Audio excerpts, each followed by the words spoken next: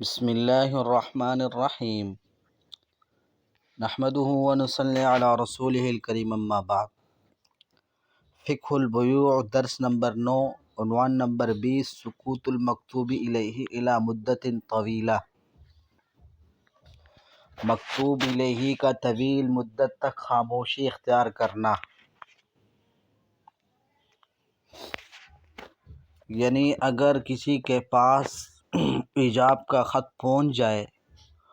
اور وہ طویل مدت تک نہ کوئی ہاں میں جواب دے اور نہ میں، تو اس کا کیا حکم ہوگا؟ کیا وہ ایجاب باقی رہے گا یا ایجاب ساقط ہو جائے گا؟ تو اسی کے متعلق تفصیل بیان ہو رہی ہے اس عنوان کے تحت۔ فرماتے ہیں کہ رجحنا فیما سبق ان خیار القبول فی المکاتبہ لا یقتصر علی مجلس اصول الکتاب۔ اس سے پہلے ہم نے اس بات کو ترجیح دی ہے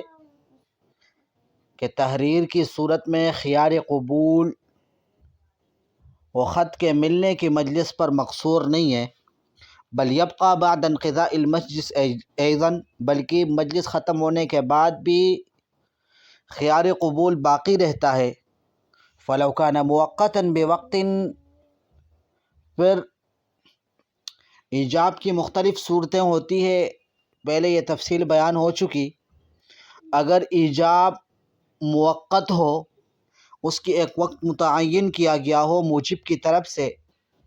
تو فإنه ينقضي عند انقضاء ذلك الوقت، تو وہ وقت ختم ہونے کے بعد ایجاب ختم ہو جائے گا۔ حضرت لکھتے ہیں وَيَنبَغِي لِلْمُوجِبِ الْيَوْمِ أَن يُقَيِّدَ الْإِيجَابَ بِمُدَّةٍ مُحَدَّدَةٍ، اور آج کل موجب کے لیے مناسب یہی ہے کہ اپنے ایجاب کو متعین مدت کے ساتھ مقید کرے۔ وَكَذَلِكَ يَنْقَضِي الْإِيجَابُ بِرَفْضِ أَحَدِ الْمُتَعَاقِدَيْنِ، دوسری صورت یہ ہے کہ متعاقدین میں سے کوئی ایجاب کو رد کر دے، موجب ایجاب سے رجوع کر لے، یا فریق ثانی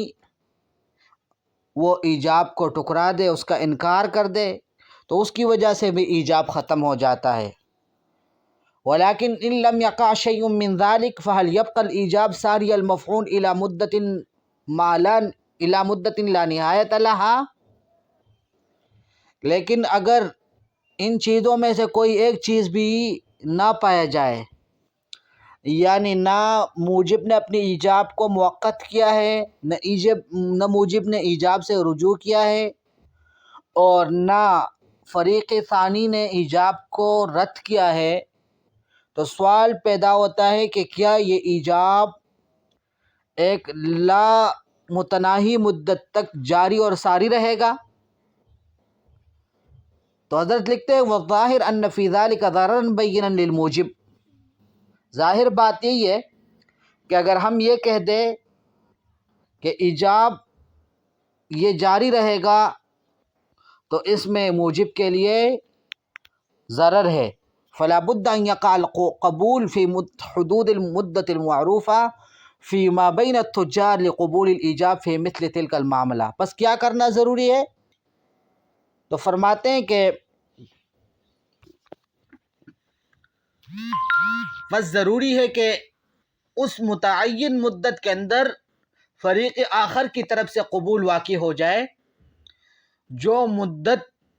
اس جیسے معاملے کے لیے تجار کے درمیان معروف ہو، یعنی یہ جس چیز کا معاملہ کر رہے ہیں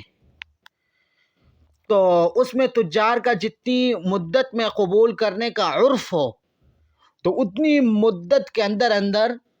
فریق آخر کی طرف سے قبول کرنا ضروری ہے، اور اگر اتنی مدت تک فریق آخر نے قبول نہیں کیا تو ایجاب ساقط ہو جائے گا۔ مثلا وہ کسی چیز میں، جس چیز میں موجب نے ایجاب کیا ہے، تو اس میں تجار کا عرف 10 دن کے اندر قبول کرنا ہے،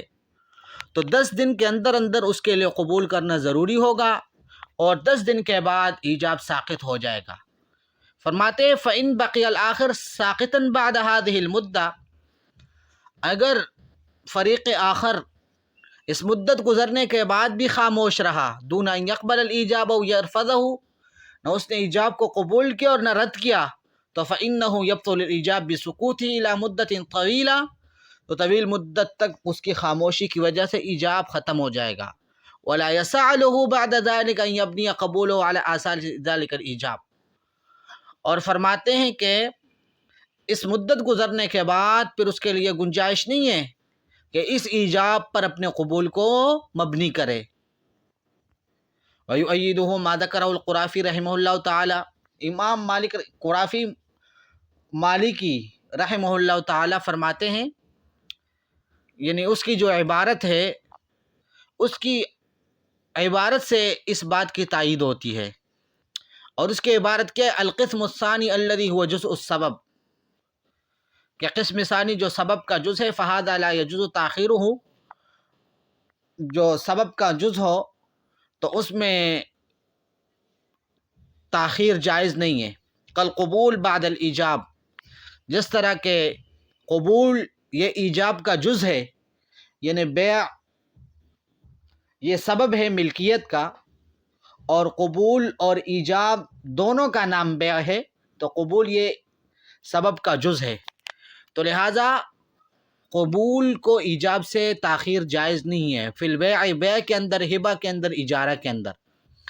فلا یجوز تاخیر هذا القسم الی ما يدل علی الاعراض منهما عن العقد، تو علامہ قرافی فرماتے ہیں کہ اس قسم کو، یعنی بیع کے اندر ایجاب سے قبول کو، ہبہ کے اندر ایجاب سے قبول کے، اجارہ کے اندر ایجاب سے قبول کو اتنا مؤخر کرنا جائز نہیں ہے جو اس بات پر دلالت کرے کہ ان دونوں نے عقد سے اعراض کر لیا ہو۔ اگر اتنی تاخیر ہو جائے جو تاخیر اعراض پر دلالت کرے تو ایجاب ساقط ہو جاتا ہے۔ وجہ کیا بیان کرتے ہیں؟ لئلا یؤدی الی التشاجر والخصومات بانشاء عقد آخر مع شخص آخر، اس لیے تاکہ یہ مفضی نہ ہو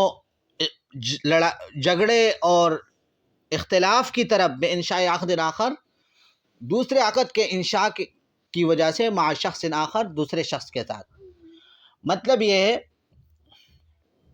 علامہ قرافی فرماتے ہیں کہ اگر ہم یہ کہیں کہ قبول اگر ایجاب سے مؤخر بھی ہو جائے پھر بھی ایجاب ساقط نہیں ہوگا، تو پھر کیا ہو جائے گا؟ پھر اگر خدا نخواستہ فریق آخر نے طویل خاموشی اختیار کر لی، اس نے نہ قبول کر رہا ہے اور نہ ایجاب کو رد کر رہا ہے، اور جو موجب ہے، موجب نے کسی اور بندے کے ساتھ عقد کر لیا، تو جب دوسرے بندے کے ساتھ عقد کو کرے گا تو دوسرے بندے کے ساتھ عقد کرنے کی وجہ سے جو پہلا بندہ تھا اس کے درمیان اور موجب کے درمیان اختلاف آئے گا، لڑائی اور جھگڑا آئے گا۔ اس لیے ہم کہتے ہیں کہ جب ایجاب کے بعد قبول اتنا مؤخر ہو جائے کہ جو اعراض پر دلالت کرے تو ایجاب ساقط ہو جائے گا اور وہ قبول معتبر نہیں ہوگا۔ فرماتے ہیں لئلا یؤدی الی التشاجر والخصومات، تاکہ یہ مفضی نہ ہو تشاجر، اختلاف کی طرف، والخصومات، اور لڑائی کی طرف، بانشاء عقد آخر، لڑائی اور جھگڑا کس طرح پیدا ہوگا کہ موجب دوسرا عقد کر لے مع شخص آخر، کسی دوسرے شخص کے ساتھ۔ وَكَذَلِكَ يُؤَيِّدُهُ مَا ذَكَرَهُ النَّوَوِي رحمہ اللہ تعالی، اسی طرح جو ہم نے اوپر بات کی ہے کہ موجب کے ایجاب کے بعد طویل مدت تک خاموشی یہ جائز نہیں ہے، طویل مدت تک اگر خاموشی ہوگی تو ایجاب ساقط ہو جائے گا۔ اس کی تائید امام نووی رحمہ اللہ کی عبارت سے بھی ہوتی ہے۔ امام نووی رحمہ اللہ فرماتے ہیں قال اصحابنا، ہمارے اصحاب یعنی شوافی کہتے ہیں یشترط لصحۃ البیع ونفعہ الا یطول الفصل بین الایجاب والقبول، کہ بیع کے صحت کے لیے یہ ضروری ہے کہ ایجاب اور قبول کے درمیان طویل فصل نہ ہو، طویل فاصلہ نہ ہو، وَأَلَّا يَتَخَلَّلَهُمَا أَجْنَبِيٌّ عَنِ الْعَقْدِ، اور ایجاب اور قبول کے درمیان عقد سے اجنبی کوئی چیز درمیان میں خلل انداز نہ ہو۔ فَإِن طَالَ، پس اگر بے ایجاب اور قبول کے درمیان طویل فاصلہ آ جائے، اور تخلل، یا ان کے درمیان کوئی اجنبی چیز آ جائے، لم ینعقد، پھر بے منعقد نہیں ہوگی، سواء تفرقا من المجلس او لا، خواہ دونوں مجلس سے الگ ہو گئے ہو یا دونوں مجلس کے اندر موجود ہو۔ قال اصحابنا، ہمارے اصحاب یعنی حضرات شوافی کہتے ہیں ولا يضر الفصل اليسير، لیکن کم فصل اگر ایجاب اور قبول کے درمیان ہو تو اس سے کوئی نقصان نہیں ہوتا. وَيَضُرُّ الطویل، لیکن فصل طویل یہ مضر ہے. اور فصل طویل اور فصل یسیر کے درمیان ما بالفرق کیا ہے؟ تو فرماتے هو ما اشعر باعراضه عن القبول، کہ فصل طویل ہر اس فصل کو کہا جاتا ہے جو قبول سے اعراض کرنے پر دلالت کرے. یعنی فریق آخر نے ایجاب کے بعد اتنی خاموشی اختیار کی، اتنی خاموشی جو اس بات پر دلالت کرے کہ اس نے ایجاب سے اعراض کر لیا، تو پھر یوں سمجھا جائے گا کہ ایجاب ساقط ہو گیا، اور اس کے بعد اگر وہ قبول کر رہا ہے تو اس کا قبول معتبر نہیں ہوگا، اس لیے کہ وہ فصل طویل ہے. لیکن اگر فصل یسیر ہو تو وہ مضر نہیں ہے، اور فصل یسیر کے بعد اگر وہ قبول کر رہا ہے تو وہ معتبر ہوگا. بہرحال یہ تو علامہ نووی رحمہ اللہ اور علامہ قرافی رحمہ اللہ کی عبارات سے یہ بات معلوم ہو گئی. اب آگے مزید لکھتے ہیں کہ یہ جو ہم نے کہا کہ طویل مدت تک خاموشی اختیار نہیں کرنی چاہیے ایجاب کے بعد، تو ان هذه المدة المتعارفة يمكن ان تختلف من مبيع الى آخر. اب یہ جو معروف مدت ہے، کتنی مدت تک ایجاب کو قبول کرنا چاہیے، کتنی مدت تک نہیں کرنا چاہیے، تو یہ ممکن ہے کہ یہ مدت ہر مبیع کے اعتبار سے مختلف ہو. ہر مبیع کے اعتبار سے مختلف ہو. ہر مبیع کے اعتبار سے تجار کا جو عرف ہو اسی عرف کا اعتبار ہوگا. تو یہ ممکن ہے کہ کسی مبیع کے اندر تجار کا عرف وہ زیادہ مدت کے اندر قبول کرنا ہو، اور کسی مبیع کے اندر تجار کا عرف وہ کم مدت کے اندر قبول کرنے کا ہو. بہرحال فرماتے فمدت القبول فی المبیعات التي يتسارع الیہ الفساد، وہ مبیعات جو جلدی خراب ہونے والے ہوں، تو جس طرح کے تازہ پھل ہو گئے، سبزیاں ہو گیا، ترکاریاں ہو گئی، تو ان کے اندر قبول کی مدت اقل بالنسبۃ الی المبیعات التي لا تفسد بسرعہ، ان کے اندر قبول کی مدت کم ہوگی بنسبت ان مبیعات کی جو جلدی خراب ہونے والی نہ ہو. اسی طرح وتكون مدت القبول فی المبیعات الضخمہ، اسی طرح جو بڑی بڑی مبیعات ہے والکمیات الکبیرہ، یا زیادہ مقدار میں جو مبیعات ہے، تو ان کے اندر قبول کی مدت اکثر من المبیعات العادیہ، عام طور پر جو مبیعات ان کی بنسبت زیادہ ہوگی. بہرحال والعمدۃ فی ذلک هو العرف الذی یلجأ الیہ القضاء، اصل اور مین چیز اس میں وہ عرف ہے جس کے ذریعے سے فیصلہ کیا جاتا ہے. بہرحال اس میں مین چیز وہ تجار کا عرف ہے، جس چیز کے اندر تجار کا جو عرف ہو تاجروں کا کہ وہ جتنی مدت میں اس کو قبول کرتے ہوں تو ان کے عرف کا اعتبار ہوگا، اور اسی مدت کے بعد قبول کا اعتبار نہیں ہوگا. عنوان نمبر 21 میں ہے متى یتم الایجاب والقبول، ایجاب اور قبول کب تمام ہوتے ہیں، ایجاب اور قبول کب تمام ہوتا ہے اور اس کے بعد بے وہ تام ہو جائے گی. تو فرماتے ہیں کہ ان عقد البیع یتم بایجاب القبول بتمام الایجاب والقبول وهذا امر لا يختلف فيه اثنان. یہ بات تو اتفاقی ہے کہ عقد بیع و ایجاب اور قبول کے ساتھ تام ہوتی ہے. جب ایجاب اور قبول ہو جائے جانبین کی وجہ سے عقد تام ہو جاتا ہے، اس میں کسی کا اختلاف نہیں ہے. لیکن وہ تمام القبول فی العقود الشفہیہ امر مشاہد لا یصعب تصورہ. اب آمنے سامنے عقد ہو، دو حاضرین کے درمیان عقد ہو، تو اس میں تو قبول کا تمام ہونا اس کا تو آدمی مشاہدہ کرتا ہے، اس کا تصور کوئی مشکل نہیں ہے. تو فمتى قبل الفریق الآخر ایجاب الاول شفاہا، بس جب عقد شفہی ہو تو جب فریق آخر فریق اول کا ایجاب زبانی طور پر قبول کرے گا، وہما فی مجلس الایجاب، اور دونوں ایجاب کے مجلس میں موجود ہوں گے، تم القبول و تم العقد، تو قبول بھی تمام ہو جائے گا، عقد بھی تمام ہو جائے گا. ویجری ذلک فی المکالمات الہاتفیہ ایضا، اور یہی بات ٹیلی فونک رابطے میں بھی ہے، ٹیلی فونک رابطے اور عقد میں بھی یہی بات چلے گا۔ لہٰذا جو عقد شفہی آمنے سامنے دو حاضرین کے درمیان عقد ہو رہا ہو، تو جب مجلس ایجاب کے اندر فریق ثانی وہ قبول کرے گا تو قبول بھی تام ہو جائے گا، عقد بھی تام ہو جائے گا۔ اسی طرح ٹیلی فونک رابطے میں بھی مجلس ایجاب میں جب وہ قبول کرے گا تو عقد تام ہو جائے گا۔ لیکن اگر عقد وہ آمنے سامنے نہ ہو، بلکہ عقد وہ تحریر کے ذریعے سے، اس نے ڈاک کے ذریعے سے تحریر بیچی ہے، تار کے ذریعے سے، فیکس کے ذریعے سے، تو ایجاب کب تمام ہوگا؟ تو اس کے اندر مختلف احتمالات ہیں، وہ احتمالات حضرت بیان کرتے ہیں، فرماتے ہیں ولیکن تحدید الوقت الذی یتم فیہ القبول فی المراسلات البریدیہ، لیکن اس وقت کا متعین کرنا جس میں قبول تمام ہو فی المراسلات البریدیہ، ڈاک کے ذریعے سے پیغام رسانی، وفی التلکس اور اس طرح تار کے ذریعے، والفاکس اور فیکس کے ذریعے سے، امرن یہ ایک ایسا امر ہے تتطرق الیہ احتمالات کثیرہ کہ اس میں بہت سارے احتمالات ہیں۔ فہل یتم قبول بمجرد قول المکتوب الیہ قبلت، تو اب یہاں پر کئی نظریات ہیں، کئی سوالات ہیں۔ یہ ایک احتمال تو یہ ہے کہ جیسے ہی مکتوب الیہ کے پاس خط پہنچ جائے، تحریر پہنچ جائے، تو وہ یہ کہہ دے قبل تو، کہ میں نے قبول کر لیا، تو محض اس کے قبل تو کہنے کی وجہ سے قبول تام ہو جائے گا اور عقد تام ہو جائے گا۔ او بکتابۃ القبول علی ورق، یا اس کے لیے یہ ضروری ہے کہ وہ کسی کاغذ پر اپنا قبول لکھے گا تب تام ہوگا۔ او یشترط لتمامہ ان یرسل المکتوب الیہ الجواب الی الموجب، یا قبول کے تمام کے لیے یہ ضروری ہوگا کہ مکتوب الیہ جواب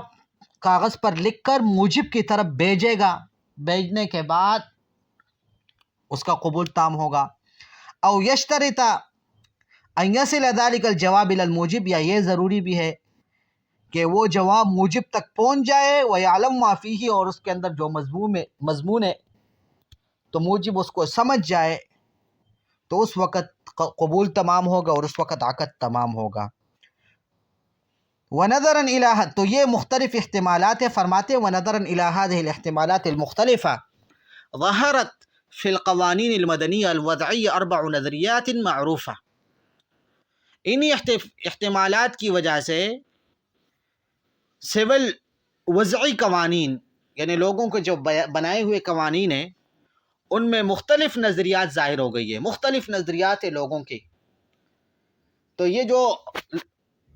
سول قوانین ہیں، لوگوں کے بنائے ہوئے قوانین ہیں، تو اس میں اس بارے میں کہ جب کوئی آدمی تحریراً ایجاب کرے تو مکتوب الیہ کی طرف سے قبول کب معتبر ہوگا، قبول کب تام ہوگا اور عقد کب تام شمار ہوگا، تو اس کے اندر بہت سارے احتمالات جس طرح حضرت نے بیان کر دیے وہ ہے، تو انہی احتمالات کی وجہ سے مختلف نظریات سامنے آ گئی ہے۔ عنوان نمبر 22 میں پہلا نظریہ بیان کرتے ہیں کہ نظریۃ اعلان القبول۔ ان میں ایک جو نظریہ ہے وہ اعلان القبول، یعنی قبول کا اعلان کرنا، قبول کا اظہار کرنا۔ اس نظریے کا خلاصہ یہ ہے کہ جیسا ہی مرسل الیہ یا مکتوب الیہ، جس کے پاس خط بھیجا گیا، جس کے پاس پیغام بھیجا گیا ہے، اس کے پاس خط پہنچ جائے اور وہ مجلس کے اندر قبول کا اظہار کر لے، اعلان کر لے، یہ کہہ دے کہ میں نے قبول کر لیا ہے، تو اس کے اعلان کی وجہ سے عقد قبول تام ہو جائے گا۔ جب قبول تام ہو جائے گا تو عقد تمام ہو جائے گا۔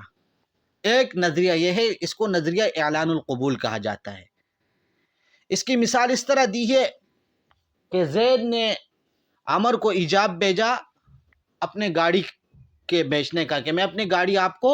بیچ رہا ہوں، ڈاک کے ذریعے سے خط بھیج دیا۔ جب خط عمر کے پاس پہنچا تو عمر نے اسی مجلس کے اندر یہ اعلان کر لیا کہ میں نے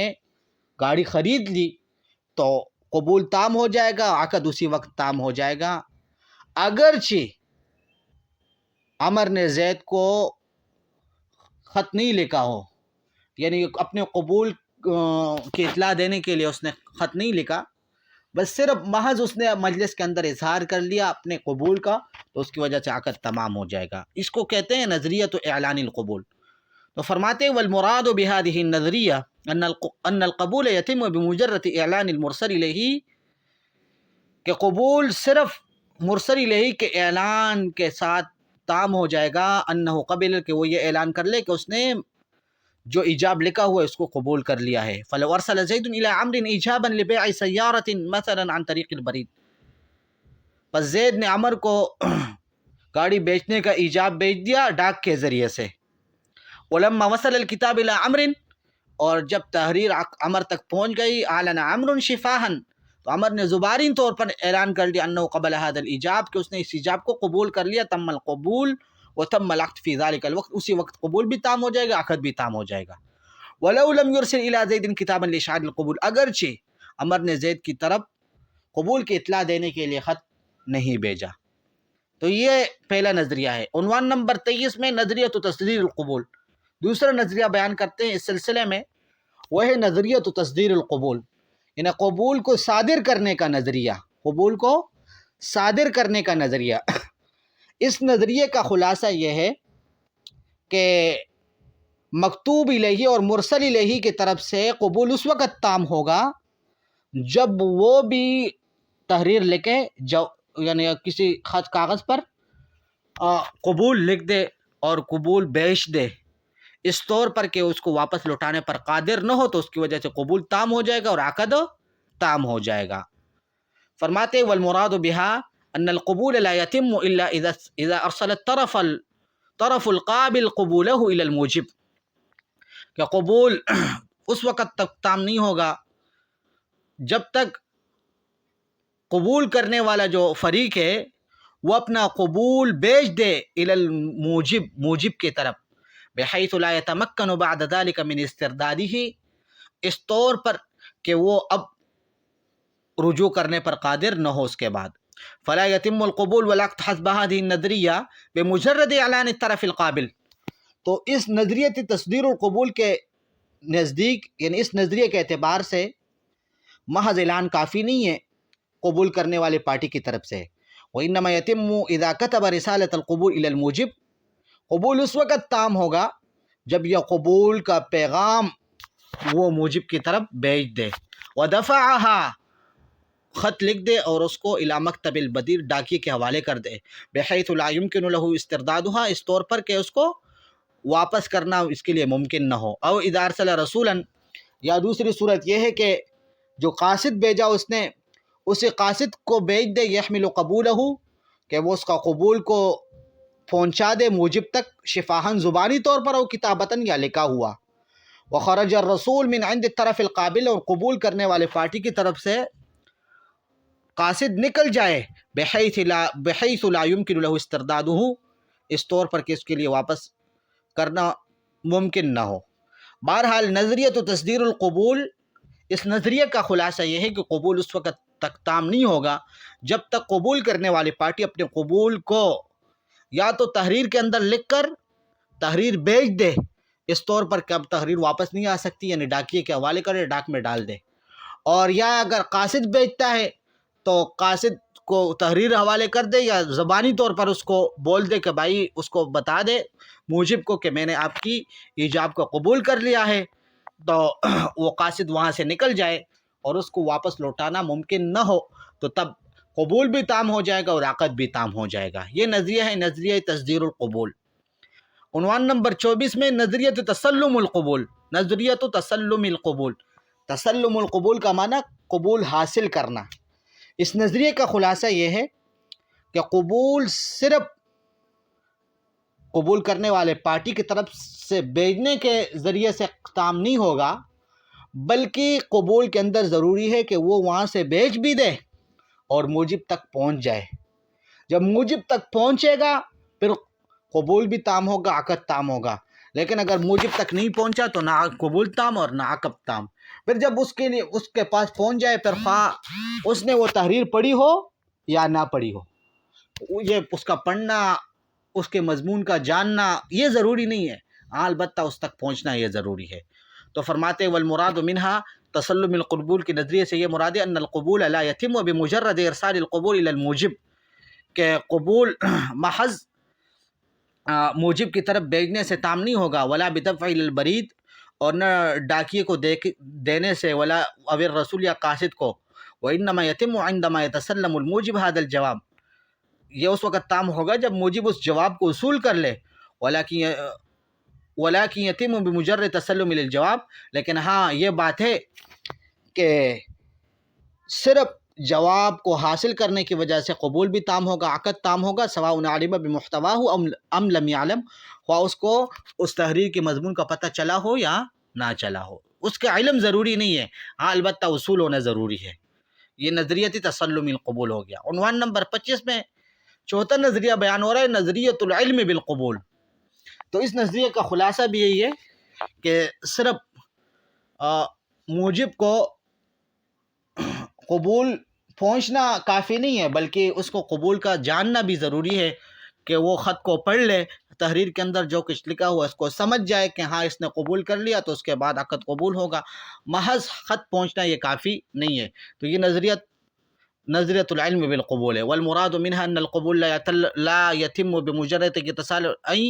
يتسلم الموجب رسالۃ القبول۔ اس نظریے سے کا مراد یہ ہے کہ قبول صرف اس وجہ سے تام نہیں ہوگا کہ موجب قبول کے پیغام کو وصول کر لے، وانما یتم اذا قرأ الموجب الرسالہ، اس وقت تام ہوگا کہ موجب خط کو پڑھ لے، وعلم بمضمونها، اور اس کے مضمون کو جان لے۔ یہ تو 4 نظریات ہو گئے۔ حضرت لکھتے ہیں کہ وَهُنَاكَ نَظْرِيَةٌ أُخْرَى، یہاں پر ایک 5واں نظریہ ہے، اور ممکن ہے کہ ہم اس سے یہ تعبیر کریں کہ وہ نظریۃ تصدیر القبول اور نظریۃ العلم بالقبول، ان دونوں نظریات کا مجموعہ ہے، ان دونوں سے مل کر بنایا گیا ہے وہ 5واں نظریہ، اور انگریزی قانون نے وہی 5واں نظریہ اختیار کیا ہے۔ اس 5ویں نظریے کا خلاصہ یہ ہے کہ یہاں پر ایک تو قبول کرنے والی پارٹی ہے، تو قبول کرنے والی پارٹی کے اعتبار سے تو تصدیر کا اعتبار ہے، تصدیر کا یعنی خط بھیجنے کا اعتبار ہے، پیغام بھیجنے کا اعتبار ہے۔ جب وہ اپنی طرف سے پیغام بھیج دے گا تو اس کے حق میں قبول تام ہو جائے گا، اس کے حق میں عقد تام ہو جائے گا۔ لیکن جو موجب ایجاب بھیجنے والا شخص ہے تو اس کے حق میں عقد اس وقت تام ہوگا جب اس کے پاس خط پہنچ جائے، اور خط کے اندر جو مضمون ہو تو اس مضمون کو وہ سمجھ جائے، تو اس وقت اس کے حق میں عقد تام ہوگا۔ اس نظریہ کو ہم یہ نام دے سکتے ہیں کہ یہ نظریہ گویا کہ نظریۃ التصدیر بالقبول اور نظریۃ العلم بالقبول، ان دونوں نظریات کا مجموعہ ہے۔ چنانچہ حضرت لکھتے ہیں کہ وَهُنَاكَ نَظْرِيَّةٌ أُخْرَى، یہاں ایک اور نظریہ ہے، يمكن أن نعبر عنها بأنها نظریۃ مزدوجۃ بین نظریۃ التصدیر و نظریۃ العلم، کہ ممکن ہے کہ ہم اس سے تعبیر کریں اس طور پر کہ وہ نظریۃ التصدیر اور نظریۃ العلم کا مجموعہ ہے، وہی التي اخذت بها القوانین الانگلیزیہ، اور اسی نظریے کو انگریزی قوانین نے اختیار کیا ہے، وحاصلها، اور اس نظریے کا حاصل یہ ہے کہ ان القبول یتم فی حق القابل بالتصدیر، کہ قابل قبول کرنے والے کے حق میں تو قبول وہ تصدیر کے ساتھ تام ہو جائے گا، وفی حق الموجب بعلمہ بالقبول، لیکن موجب کے حق میں علم بالقبول، جب اس کو قبول کا علم ہوگا تو اس وقت قبول تام ہوگا اور عقد تام ہوگا۔ فلو ارسل زید رسالۃ الایجاب الی عمرو، زید نے ایجاب کا خط بھیجا عمر کی طرف، فسلم عمرو رسالۃ القبول الی مکتب البرید، بس عمر نے قبول کا خط ڈاک کے حوالے کر دیا، فلا يمكن له ان يرجع عن قبوله بعد ذلك، اس طور پر کہ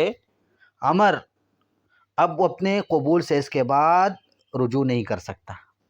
اس لیے جب عمر نے قبول کا خط ڈاک کے حوالے کر دیا تو عمر کے حق میں بے تام ہو گئی، اب اس کو اپنے قبول سے رجوع کرنے کا اختیار نہیں ہے۔ وقد تم العقد فی حقہ بتسدید الرسالہ، خط بھیجنے کی وجہ سے اس کے حق میں عقد تمام ہو جائے گا۔ واما زید، اور جہاں تک زید ہے، فلم یتم العقد فی حقہ الی ان یعلم فی الرسالہ، اس کے حق میں عقد اس وقت تک تام نہیں ہوگا جب تک اس کو پتہ نہ چلے کہ خط کے اندر کیا مضمون ہے، کیا لکھا ہوا ہے۔ فیجوز له ان یرجع عن ایجابی ما دامت رسالۃ القبول لم تصل الیہ، تو جب تک خط اس تک پہنچا نہیں، اس سے پہلے اس کو اپنے ایجاب سے رجوع کرنے کا اختیار حاصل ہے۔ ولم یعلم بھی، اور جب تک اس کو خط کے مضمون کا علم نہ ہوا ہو، اس سے پہلے وہ اپنے ایجاب سے رجوع کر سکتا ہے۔ یہ تو بہرحال وضعی قوانین کی بات تھی، لوگوں کے بنائے ہوئے 5 نظریات بیان کی گئے۔ اما فقہاء الشریعۃ الاسلامیہ، اب شریعت کا کیا نظریہ ہے اس سلسلے میں، قبول کے سلسلے میں شریعت کا کون سا نظریہ شریعت نے اختیار کیا ہے؟ تو حضرت لکھتے ہیں کہ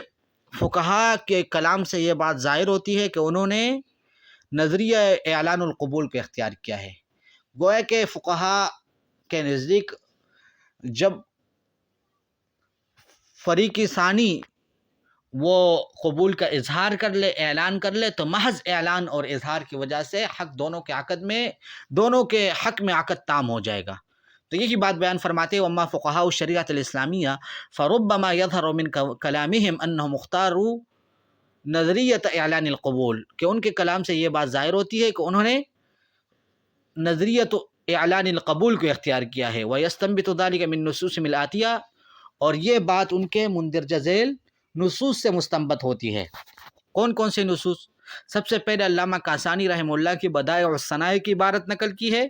اس کے بعد فتاوی عالمگیریہ کی عبارت ہے، پھر امام نووی رحمہ اللہ کی عبارت، پھر حنابلہ میں سے امام بہوتی رحمہ اللہ کی عبارت۔ علامہ کاسانی رحمہ اللہ فرماتے ہیں وَأَمَّا الْكِتَابَةُ فَهِيَ أَن يَكْتُبَ الرَّجُلُ إِلَى رَجُلٍ، کتابت کے ذریعے سے بے کی صورت یہ ہے کہ ایک آدمی دوسرے کو لکھ دے، اما بعد، یہ خط کا مضمون ہے، فقط بعت عبدی فلانا منک بکذا، کہ میں نے فلاں غلام اپنا آپ کے اوپر اتنے کا بیچ دیا، فبلغہ الکتاب، دوسرے آدمی کو خط پہنچ گیا، فقال فی مجلس اشتریت، اس نے مجلس کے اندر کہا کہ میں نے خرید لیا، تو یہ عقد تام ہو جائے گا۔ لأن خطاب الغائب کتابہ، اس لیے کہ جو آدمی موجود نہ غائب ہو تو اس کا خط اس کی طرف سے خطاب اور زبانی گفتگو ہے۔ فَكَأَنَّهُ حَضَرَ بِنَفْسِهِ وَخَاطَبَ بِالْإِيجَاب، گویا کہ وہ بذات خود مجلس میں حاضر ہوا ہے اور زبانی ایجاب کر رہا ہے، وَقَبِلَ الْآخَرُ فِي الْمَجْلِسِ، اور دوسرے نے مجلس کے اندر قبول کر لیا، لہذا عقد تام ہو جائے گا۔ تو علامہ کاسانی رحمہ اللہ کے عبارت سے بھی یہ بات ظاہر ہوتی ہے کہ تحریر کی صورت میں نظریہ اعلان القبول اس نے اختیار کیا ہے، یعنی مکتوب الیہ کی طرف سے محض قبل تو کہنا یہ کافی ہے اور اس کی وجہ سے عقد تام ہو جائے گا۔ وجاء فی الفتاوی الہندیہ، فتاوی ہندیہ، فتاوی عالمگیریہ میں یہ بات آئی ہے کہ والکتاب کالخطاب، کہ خط کے ذریعے سے عقد یہ زبانی عقد کی طرح ہے، حتی اعتبر مجلس بلوغ الکتاب و اداء الرسالہ، یہاں تک کہ خط کے پہنچنے کا مجلس کا اعتبار کیا جائے گا، وہ اداء الرسالہ، اور اسی طرح پیغام پہنچنے کا پیغام پہنچنے کا کہ مجلس کا اعتبار کیا جائے گا، مطلب یہ ہے کہ اسی مجلس کے اندر جب وہ قبول کرے گا تو عقد تام ہو جائے گا۔ وقال تاج الشریعہ فرماتے ہیں وَالصُّورَةُ الْكِتَابَ أَن يَكْتُبَ إِلَى رَجُلٍ، کہ کتابت کی صورت یہ کہ ایک آدمی دوسرے کو لکھ دے، فلما بلغ الکتاب، جب اس کو خط پہنچ جاتی ہے، وقرأه وفهم ما فيه، اور اس نے خط کو پڑھ لیا، اس میں جو کچھ تھا اس کو سمجھ لیا، قبل فی المجلس، مجلس عقد کے اندر اس نے عقد کو قبول کر لیا، صح البیع، تو بیع صحیح ہو جائے گی۔ تو یہاں پر بھی نظریۃ اعلان القبول کو اختیار کیا ہے تاج الشریعہ نے۔ وَيَظْهَرُ مِنْ هَذِهِ النُّصُوصِ أَنَّ فُقَهَاءَ الْحَنَفِيَّةِ اعْتَبَرُوا الْعَقْدَ بَاتًّا إِذَا أَعْلَنَ الْمَكْتُوبُ إِلَيْهِ قَبُولَهُ فِي مَجْلِسِ بُلُوغِ الْكِتَابِ، ان عبارات سے بات ظاہر ہوتی ہے کہ فقہاء حنفیہ نے عقد کو اس وقت معتبر سمجھا ہے، عقد کو اس وقت نافذ سمجھا ہے جب مکتوب الیہ خط پہنچنے کی مجلس میں قبول کا اظہار اور اعلان کر لے، ولم يشتروا لذلك علم الموجب بالقبول، اور فقہائے حنفیہ نے عقد کے تمام ہونے کے لیے شرط نہیں لگایا کہ موجب کو قبول کا علم ہو، موجب کو قبول کا علم ہونے کا شرط انہوں نے نہیں، لہٰذا موجب کو قبول کا علم ہو یا نہ ہو، لیکن جب قابل وہ مجلس عقد کے اندر عقد کو قبول کر لے گا تو عقد تام ہو جائے گا۔ ومثل ذلك يظهر من نصوص بعض الفقهاء الشافعية والحنابلة، اسی طرح بعض فقہاء شافعیہ اور حنابلہ کے عبارات سے بھی یہ بات ظاہر ہوتی ہے۔ یقول الامام النووی رحمہ اللہ تعالی، امام نووی کی عبارت ہے المجموع شرح المعذب کی کہ قال الغزالی رحمہ اللہ تعالی فی الفتاوی، امام غزالی رحمہ اللہ نے فتاوی میں لکھا ہے اذا صححنا البیع بالکتابہ، جب ہم نے تحریر کے ذریعے سے بیع کو صحیح کر دیا، فکتب الیہ، بس ایک آدمی نے دوسرے کو خط لکھا، فقبل مکتوب الیہ، اور مکتوب الیہ نے قبول کر لیا، ثبت خیار المجلس، تو اس کو خیار مجلس ثابت ہوگا، مادام فی المجلس، جب تک وہ مجلس میں رہے۔ قال، اور وہ فرماتے وَيَتَمَادَى خِيَارُ الْكَاتِبِ إِلَىٰ أَن يَقْطَعَ خِيَارُ الْمَكْتُوبِ إِلَيْهِ، اور خط لکھنے والے کا خیار اسی وقت تک باقی رہے گا جب تک مکتوب الیہ کا خیار ختم نہ ہو۔ جب مکتوب الیہ کا خیار ختم ہو جائے گا تو کاتب کا خیار بھی ختم ہو جائے گا۔ حتی لو علم انہ رجع عن الایجاب قبل مفارقۃ المکتوب الیہ مجلسہ صح رجوعہ، یہاں تک کہ اگر یہ معلوم ہو جائے کہ کاتب نے ایجاب سے رجوع کر لیا ہے مکتوب الیہ کے مجلس سے اٹھنے سے پہلے، تو اس کا رجوع صحیح ہوگا، ولم ينعقد البیع، اور بیع صحیح نہیں ہوگا۔ بہرحال اس میں بھی مجلس عقد کا اعتبار کیا ہے کہ مجلس عقد کے اندر کیا کرے گا، جب وہ قبول کا اظہار کر لے، اعلان ہو جائے کر لے تو عقد تام ہو جائے گا۔ باقی یہ مسئلہ خیاری مجلس، تو خیاری مجلس وہ الگ مسئلہ ہے، وہ حضرات شوافی اور حضرات حنابلہ وہ خیاری مجلس کو ثابت سمجھتے ہیں، لیکن حضرات حنفیہ خیاری مجلس کو وہ جائز نہیں سمجھتے۔ وقال البہوتی رحمہ اللہ تعالی، حنابلہ میں سے امام بہوتی رحمہ اللہ فرماتے ہیں کہ وَإِنْ كَانَ الْمُشْتَرِي غَائِبًا عَنِ الْمَجْلِسِ، اگر مشتری مجلس سے غائب ہو، فَكَاتِبُهُ، تو اس کا لکھنے والا یعنی بائع، اور راسلُهُ، یا اس کا بیچنے والا، یا فَكَاتَبَهُ اور راسلہ، فَكَاتَبُهُ یعنی اے البائع، یعنی بائع نے اس کو تحریر لکھا، اور راسلہ یا پیغام بھیجا، انی بعتک داری بکذا، کہ میں نے اپنا یہ گھر تجھے اتنے کا بیچا، او انی بعت فلانا ونسبہ بما یمیزہ داری بکذا، اور یا یہ لکھا کہ میں نے اپنا یہ گھر فلاں کو بیچا، فلاں یعنی ونسبہ بما یمیز، اس کی اس طرح تعریف کرے کہ وہ دوسرے لوگوں سے ممتاز ہو جائے،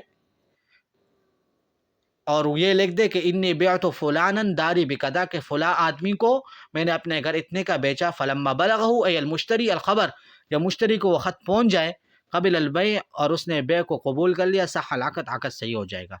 تو اس عبارت کا بھی یہی خلاصہ ہے کہ مجلس اصول الکتاب، یعنی خط پہنچنے کی مجلس میں وہ قبول کا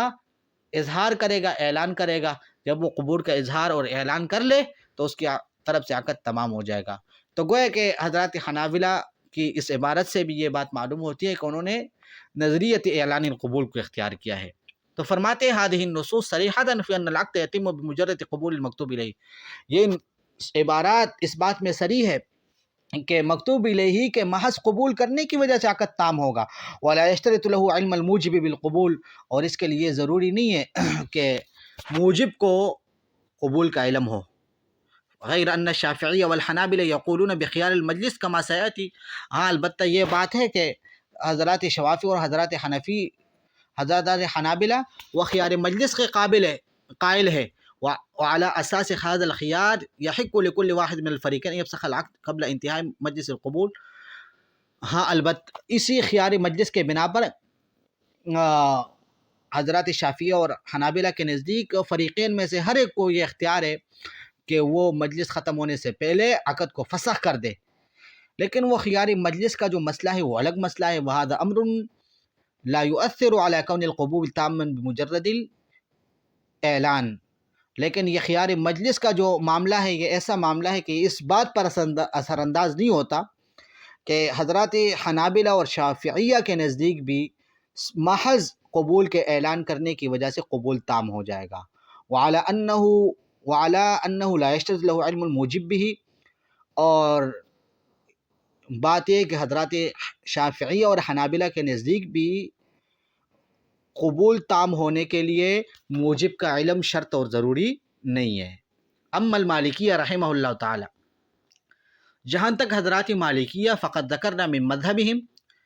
تو حضرات مالکیہ کا مذہب تو ہم نے پہلے بیان کر چکا ہے کہ ان الایجاب ملزم للموجب، کہ ان کے نزدیک تو موجب کے حق میں ایجاب لازم ہو جاتا ہے. جب موجب ایجاب کر لیتا ہے تو اب وہ اپنی ایجاب سے رجوع نہیں کر سکتا، بشروط ہی، اس کے چند شروط ہیں. وان الموجب لا يملك الرجوع عن ایجابی قبل الى ان يقبل الطرف الاخر او يرده، یعنی فریق ثانی قبول کرے یا رد کرے وہ کرے گا، لیکن موجب کو اپنی ایجاب سے رجوع کرنے کا اختیار نہیں ہے. وعلى هذا الاساس يتم العقد عنهم بمجرد قبول الطرف الاخر، تو اس بنیاد پر حضرات مالکیہ کے ہاں بھی قبول یعنی فریق آخر جب قبول کرے گا عقد کو تو عقد تمام ہو جائے گا. سواء علم بذلك الموجب او لم يعلم، خواہ پھر موجب کو اس کا علم ہو یا نہ ہو، اس لیے کہ ان کے نزدیک تو اگر موجب کو ایسے بھی اپنی ایجاب سے رجوع کرنے کا حق نہیں ہے. ولذلك يظهر من نصوصهم انهم اخذوا بنظریۃ اعلان القبول، اس لیے ان عبارات سے یہ بات ظاہر ہوتی ہے کہ حضرات فقہاء نے نظریہ اعلان القبول کو اختیار کیا ہے. وبالرغم من هذه النصوص الفقهية زعم بعض المعاصرين أن فقهاء الشريعة الإسلامية يعتمدون مبدأ العلم بالقبول دون الإعلان فقط. حضرت لکھتے ہیں کہ ان فقہی عبارات کے باوجود بعض معاصر علماء کرام نے یہ بات اختیار کی ہے کہ فقہاء نے نظریۃ اعلان القبول کو اختیار نہیں کیا، بلکہ انہوں نے نظریۃ العلم بالقبول کو اختیار کیا ہے. انہوں نے نظریۃ العلم بالقبول کو اختیار کیا ہے. واستند هؤلاء بما جاء في الفتاوى الهندیہ، اور انہوں نے اس بات کی دلیل فتاوی ہندیہ کی اس عبارت سے لی ہے. فتاوی ہندیہ کی عبارت یہ ہے ومنها ای من شرائط صحة البيع سماع المتعاقدين كلامهما وهو شرط انعقاد البيع بالاجماع، کہ بیع کی صحت میں سے یہ ضروری ہے کہ متعاقدین ایک دوسرے کے کلام سنیں، اور یہ بیع کے اجماع کی شرط ہے بالاجماع. فاذا قال المشتری اشتریت، بس مشتری نے کہا کہ میں نے خریدا، ولم يسمع البائع کلام المشتری، لیکن بائع نے مشتری کا کلام نہیں سنا، لم ينعقد البيع، تو بیع منعقد نہیں ہوگی. وكذلك مر عن شرح المجلة أنه يجب لصحة الرجوع عن الإيجاب أن يسمع الآخر الرجوع. اسی طرح شرح المجلہ سے پہلے یہ گزر چکا کہ ایجاب سے رجوع کی صحت کے لیے ضروری ہے کہ موجب اپنے ایجاب سے رجوع کرے، تو اس کی صحت کے لیے ضروری ہے کہ فریق آخر اس کی رجوع سن لے، تو یہ سن لینا یہ ضروری ہے. اب اسی سے بعض حضرات نے استدلال کیا ہے کہ فریق آخر یعنی رجوع کا سننا، اسی طرح قبول کا سننا جس طرح ضروری ہے تو اسی طرح علم بھی ضروری